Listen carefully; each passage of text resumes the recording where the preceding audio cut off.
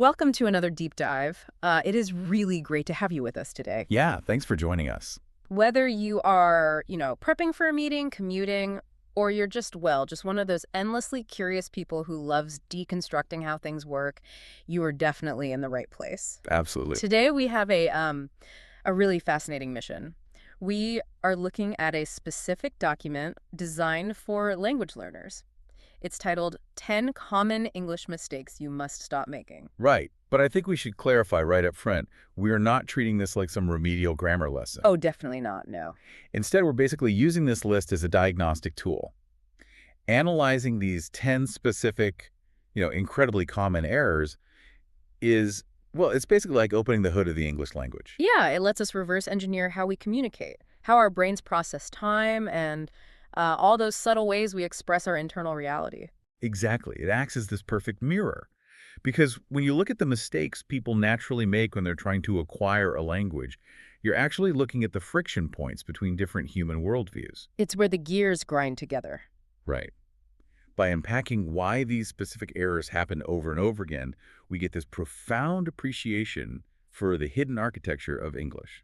It's true. And it really does not matter if you're actively learning a second language right now or, if you have been speaking English your entire life. Not at all. Taking a step back to examine the gears turning underneath our everyday sentences, it's just a brilliant exercise in understanding human cognition. It really is. Okay, let's unpack this because the material organizes these pitfalls in a really revealing way.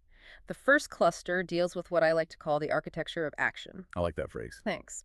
It's basically how we express what we are actively doing versus what state of mind we exist in. Mistake number one highlights a very common tendency to say, I am agree, instead of simply, I agree. Yes, the classic I am agree. Right, like someone might say, I am agree with your idea. And logically, if you're currently doing something, it feels like you should use I am. So why does English completely reject that structure there? What's fascinating here is how this connects directly to another common pitfall a bit further down the list, mistake number 10. Oh, the understanding one. Exactly, saying I am understanding instead of I understand. When we put I am agree and I am understanding side by side, we uncover a very strict boundary that English draws between a physical action and a state of being. Right, because they feel different. They do. The source points out that certain verbs, specifically words like understand, know, and believe, they're categorized as states of mind. Yeah. You don't actively continuously execute knowing in the same way you continuously execute running. You just exist in a state of knowledge. Exactly. It's a totally binary status. Like you either know it or you don't. You can't really be in the physical process of knowing. Precisely that. And agreeing falls into that exact same bucket. Agreeing is a position you hold. It's a state you inhabit, not an ongoing physical activity. So when a learner says, I am agree, they are applying the logic of a physical action to a mental state. Yes, and to a native speaker, it sounds slightly off because English treats the mind and the body quite differently in its fundamental sentence structures. It forces you to choose, are you doing a thing or are you existing in a state? Wow. That distinction actually bleeds perfectly into how English handles the concept of age, which brings us to the to-be trap. Yes. Mistake number 4. Right. The source explicitly states this one is very common for English learners. People frequently say, I'm having 20 years rather than I am 20 years old. And I mean, I see why this happens because in so many other languages, age is framed as something you literally possess. It's a brilliant example of how grammar dictates worldview. I'm having 20 years treats time and age like an inventory. An inventory, that's a great way to put it. It implies you've collected these 20 years, you own them, and you carry them around with you like items in a backpack. It is an accumulative philosophy of life. But English rejects the backpack. It does. English demands the verb to be.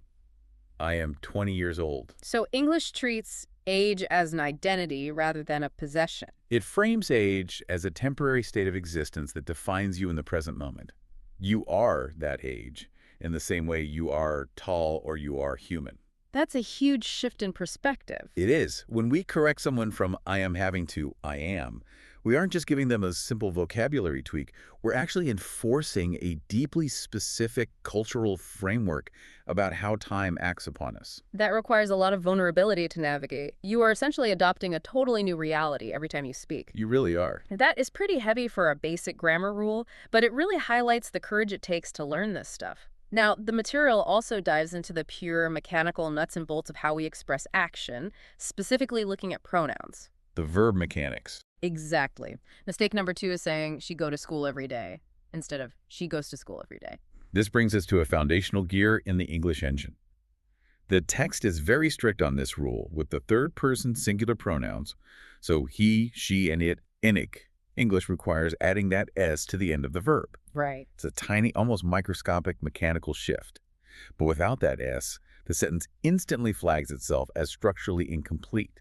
The machinery catches. And people trip over it constantly because, logically, the base verb go carries the meaning perfectly well. We know who is doing the action and what the action is. Right, the s almost feels like an arbitrary tax on the sentence. A language tax, I love that. Which is a great segue to mistake number 3 saying I didn't went there instead of I didn't go there. I feel like I see this one everywhere. It is incredibly common. Logically, the speaker is talking about the past, so they naturally reach for the past tense verb went. Why does the text flag this as such a critical structural error? It comes down to cognitive load and how English manages time signals. Think about the mechanics of I didn't went. The word didn't already functions as a massive flashing signpost indicating that this action happened in the past. It's already doing the heavy lifting. Exactly. It carries the entire burden of the past tense. When you add the past tense verb went on top of it, you're double coding the timeline. You're basically saying I passed, did not pass go. That is exactly what is happening mechanically. Mm. The absolute structural rule here, as provided in the text, is that after didn't, you must always use the base verb go. Right. By using the base verb, you streamline the sentence. You strip away the mechanical redundancy. It prevents the listener from having to process the past tense twice in a simple four-word sentence. It's like the language has a strict quota on how many times you're allowed to signal that something happened yesterday. It demands economy. Economy is a perfect word for it. And that transition into economy and modification moves us beautifully into the next major theme of these mistakes. It's all about how we modify things and how we talk about our feelings. The modifiers section. Yeah. Mistake number 5 tackles the tendency to say, I very like this movie, instead of I really like this movie. The mechanics of intensifying words can be incredibly frustrating because very and really feel totally identical in everyday conversation. I really do. But structurally, there is an invisible barrier between them. You can be very happy or very tired because happy and tired are adjectives. Very is designed to scale adjectives, but like is a verb. And you cannot vary a verb. The specific rule is that you must use really, not very, when modifying verbs. You have to really like it. It's one of those invisible boundaries native speakers navigate purely by instinct, but when you look at it logically, it feels a bit unfair. Like, why can't I vary a verb? It's an arbitrary historical quirk of English that has just solidified into a hard rule. But failing to navigate that invisible barrier immediately marks the sentence as foreign, even though the intended meaning is completely obvious to the listener. Well, here's where it gets really interesting. Pun absolutely intended. Nice one. Let's talk about mistake number 6. To me, this is the most revealing part of the entire list. It is the mistake of saying, I am boring, instead of I am bored. Oh, the stakes on this one are remarkably high for such a tiny phonetic difference. They really are. We are talking about the difference between the ing suffix and the ed suffix. It seems like a minor vocabulary mix-up, but it fundamentally alters the reality of the sentence. The classic example from the text is, this movie is boring versus I am bored. Just picture the social disaster of being at a dinner party, trying to politely express that you aren't engaged with the conversation, and you accidentally tell the host, I am boring. It's a nightmare scenario. You are literally insulting your own personality rather than describing your emotional state. It perfectly illustrates how these suffixes function as directional arrows. The ing describes the outward projection of a quality. The movie is generating boredom and projecting it outward into the room. It is an active source. Got it. The ed, however, describes the internal reception of a feeling. You are receiving that boredom internally. You are the vessel experiencing the state. Outward projection versus internal reception, that is such a powerful way to frame the distinction the source makes. When a speaker mixes those up, they aren't just making a grammatical error. They are completely reversing the flow of energy in the sentence. They change themselves from the victim of a dull situation into the perpetrator of it. Which changes everything. It's a phenomenal example of why precision matters. not for the sake of passing a grammar test, but for the sake of your actual social standing in a conversation. It's a high wire act, and it proves that these deep dives aren't about policing grammar. They're about understanding how a single letter can shift the reality we project to the world. Moving along, the next cluster of errors. Mistake 7, 8, and 9 focuses heavily on that concept of economy we touched on earlier. It's about redundancy and the physical phrasing of our actions. Let's start with mistake 7, saying, discuss about the problem instead of just discuss the problem. This touches on a very human psychological quirk. When we communicate, especially if we're unsure or want to be really emphatic, our instinct is to over-explain. We stack words together to ensure our meaning lands. Right. But the text notes the simple rule here: we don't use about after discuss. The word discuss inherently contains the concept of talking about something. The about is permanently baked into the definition. So adding about right after it is just clutter. It's like saying, I am going to talk about the problem. Exactly. It creates unnecessary drag on the sentence. English, at its structural core, often strives to eliminate that kind of drag. We see the exact same phenomena with mistake number 8, which is the tendency to say return back instead of simply return. Right. I will return back tomorrow. It feels natural because both words point in the same direction. They feel like a matched set. They do, and that's why the human brain pairs them up so frequently. Return and back offer a feeling of directional security. But the text explicitly explains that return already means go back. Yes, using their example, I will return tomorrow, the directional arrow is already built into the verb. Adding back does not increase clarity, it just adds friction. The rule is to drop the redundancy and let the single powerful verb do its job. I really love that idea of unnecessary drag. It makes sentence structures sound like aerodynamics. You want the thought to fly from your mouth to their ear with as little wind resistance as possible. That's a great visual. Now, mistake 9 is slightly different, but it deals with a similar kind of physical phrasing issue. It points out the error of saying open the light instead of the firmly established turn on the light. Why do our brains instinctively want to open a light? If you look closely at how mechanical actions are described across different frameworks, opening actually makes a lot of logical sense. Think about how we conceptualize flow. You open a door to let people through. You open a valve to let water through. Right? It's about allowing flow. So it's a very reasonable cognitive leap to think you should open a circuit to let electricity flow, or open a bulb to let the illumination out. It's a highly literal, physical translation of what is actually happening. Exactly. It likely stems from how mechanical actions are described in other languages. But English has cemented the phrasal verb turn on as the absolute standard. What's fascinating is that turn on is itself a historical mechanical footprint. How so? It references an era when activating something required physically rotating a dial or throwing a heavy switch. And we still use it today, even when the mechanics have completely vanished. Like you can walk into a room and literally just speak to a smart hub saying, turn on the lights. Oh, what? There's zero turning involved. There isn't even a switch. But the language retains that ghost of the old physical world. It is an archaeological dig into human technology, preserved right there in our everyday vocabulary. We cling to the old physical metaphors even as the world becomes digital and voice-activated. The mistake of saying open the light is just someone applying a different, equally valid physical metaphor to a language that has stubbornly locked in its historical preference. That is incredible. And honestly, it is what I appreciate most about looking at this material. It doesn't just hand you a sterile list of rules and leave you to figure it out. Yeah. It recognizes the human element behind all this friction. It does. Towards the end of the document, there's a deliberate shift into the philosophy of learning itself. There is a whole section dedicated to active practice and mindset. Yes, the quick practice section. Right. It explicitly asks the learner to step away from the analytical breakdown and repeat these positive reinforcements. It says, I speak English every day. I learn from my mistakes. My English is improving.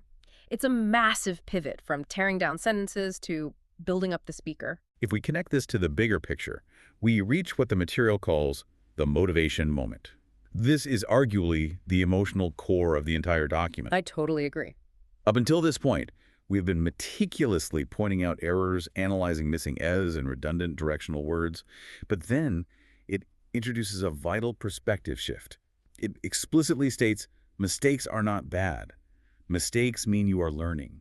It deliberately removes the shame from the process of trying to communicate. It does, and it backs that up with a profoundly democratizing observation. Every single fluent English speaker on the planet made thousands upon thousands of mistakes before they reached a baseline of confidence. That is such a comforting thought. It reminds us that grammatical perfection is not the starting line. Perfection is a distant, moving horizon. The only way you ever move toward it is by stumbling forward, making these exact errors we just spent the last 15 minutes dissecting. Saying you are having 20 years, accidentally telling someone you are boring, double coding your past tense verbs, these aren't failures. They are the essential, mandatory milestones of acquiring a new worldview. Absolutely. So what does this all mean? What does this mean for you, the listener? Why should you care about the internal logic of I agree versus I am agree, especially if you already have a firm grip on the language? It's a fair question. The document's final takeaway here is incredibly powerful. Don't be afraid to speak. And that philosophy scales to almost any complex endeavor. It really does. Think about your own life and the areas where you are a beginner. Maybe you're learning a complex programming language, or taking up a new instrument, or stepping into a leadership role where you don't quite know the script yet. The specific mechanics of those challenges are different, but the underlying philosophy is identical. Right. Errors are not a stop sign. Exactly. Errors are the physical evidence that you are engaging with the material. They are a necessary stepping stone to building confidence. The vulnerability of trying is the only mechanism by which growth happens. When someone uses the wrong modifier or adds unnecessary drag to a sentence, they are out there in the arena attempting to bridge the gap between two minds. It's a brave thing to do. The document we analyzed today is ostensibly a checklist of grammatical pitfalls, but its final message is entirely about courage. It is about having the courage to communicate poorly until you have put in the reps to communicate well. I think that is a phenomenal place to start wrapping up. We have covered some serious ground today. We really have. We started by unpacking the architecture of action, discovering why mental states like understanding and agreeing reject the continuous I am structure. We explored the philosophical framework of age, looking at why English treats it as a temporary state of being rather than an accumulated possession. We also look at the strict mechanical rules that govern our verbs, from the tiny gear of the third person's as to the structural rule of dropping the past tense after the word didn't. We navigated the invisible boundaries of modifiers, learning why you must use really instead of very for verbs, and we unpacked the high social stakes of describing yourself as boring instead of bored. Then we cut out the redundant drag in our sentences. Right, eliminating the about in discussions in the back in returns while acknowledging the historical ghosts living in phrases like turn on. And we tied it all together with the empowering reminder that mistakes are just the sound of you learning. Thank you for joining us today to unpack the hidden mechanics of English and the courage it takes to master them. Before we go, I want to leave you with one final thought to mull over, building directly on that idea of the courage to make mistakes. Let's hear it. We noted from the source's motivation moment that every fluent speaker had to make thousands of errors to achieve confidence. But language is not a static monolith. It is a living, breathing, constantly evolving organism. So this raises a really provocative question. If millions of learners and native speakers alike are all consistently making the exact same mistake over and over again, if a redundancy feels natural, or a physical metaphor like opening a light makes more cognitive sense to the global majority, at what point does that mistake actually just become the new rule? Oh, wow. How much of the strict, correct English we meticulously dissect today started out centuries ago as a completely common, frustrating mistake that traditionalists tried desperately to stop people from making? It is a fascinating lens to look through the next time you hear someone bend the rules of the language. What an incredible question to leave off on. Keep questioning the structures around you, keep learning, and absolutely do not be afraid to make a few loud, messy mistakes of your own out there. We will see you next time for another deep dive.